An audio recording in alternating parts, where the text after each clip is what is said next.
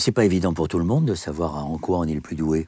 Il y a des gens qui pensent qu'ils ne sont pas doués du tout et qui voudraient pourtant s'engager. Et ça, c'est un problème de société aussi. Hein. Enfin, je sais que quand on a été filmer une école extraordinaire en Finlande pour demain, on a pu voir à quel point ça avait un impact considérable.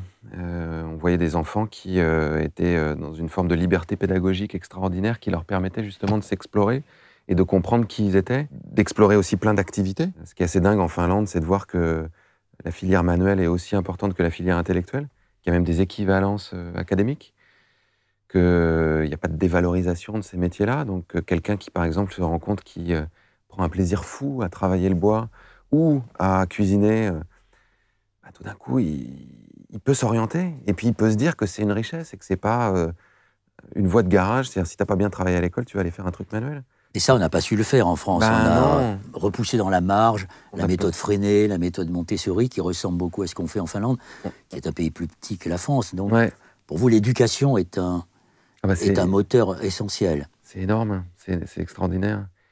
Et j'ai eu un moment assez rigolo quand je discutais avec le proviseur de cette école, qui est une école qui va de 6 à 16 ans, qui est assez grande, qui est en plus dans un quartier difficile, donc très mixte, avec aussi plein d'enfants qui arrivent qui ne parlent pas le finnois et tout ça. Et moi, j'étais impressionné par leur méthode pédagogique, parce qu'ils ont une formation à la pédagogie. C'est ça qui est très différent de chez nous, c'est qu'ils ont autant de formation à la pédagogie qu'à la matière qu'ils vont enseigner.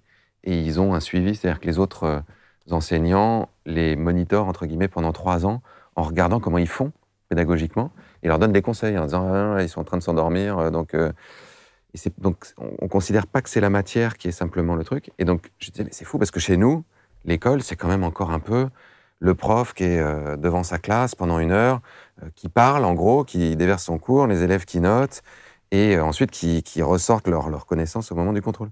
Et il me dit, oui, c'est très représentatif des pays en voie de développement.